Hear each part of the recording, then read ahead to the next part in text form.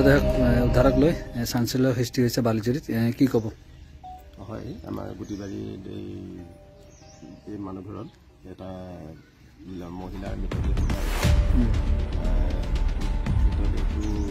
পাকঘৰত পৰি আছে এতিয়া আমাৰ আৰক্ষী বাহিনী আহিছে তেখেতসকলে চোৱা চিতা কৰিছে চাই লৈ তেখেতসকলৰ কাৰ্যসূচীখিনি আগবঢ়াই নি আছে এই পৰ্যন্ত ঘৰৰ মূল মালিকজন আহি পোৱা নাই তেখেতৰ দেউতাকে আছিলে দেউতাকক চোৱা চিতাৰ কাৰণে ইয়াতে আছিলে ল'ৰাটো পলায়ন কৰিছে কিয় পৰিচয় উদ্ধাৰ হৈছে তেখেতলোকৰ ছোৱালীজনীৰ পৰিচয়টো এনেই এটা আনুমানিক পৰিচয় এটা তেজপুৰৰ বুলি গম পোৱা গৈছে ল'ৰাটোৰো তেজপুৰৰ বুলি গম পোৱা গৈছিলে তেখেতলোকে ইয়াতে মানে কেয়াৰটেকাৰ হিচাপে আছিলে এতিয়াতো মৃতদেহটো দেখা গৈছে কিন্তু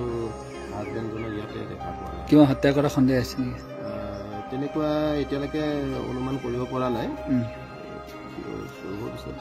সন্দেহ কৰা হৈছে আৰক্ষী উপস্থিত আছে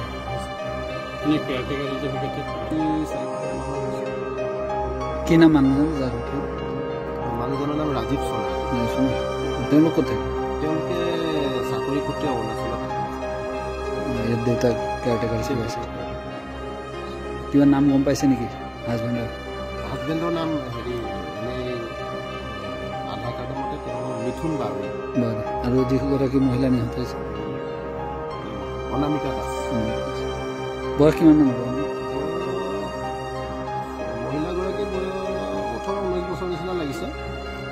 ল'ৰাজনক ইয়াতে এনেই যেতিয়া ইয়াতে কেয়াৰটেকাৰ হিচাপে ঘূৰি আছিলে তেখেতলোকৰ ঘৰত থাকোঁতে দেখাত এনেই 21-22 বছৰ তেনেকৈ ঠিক আছে ধন্যবাদ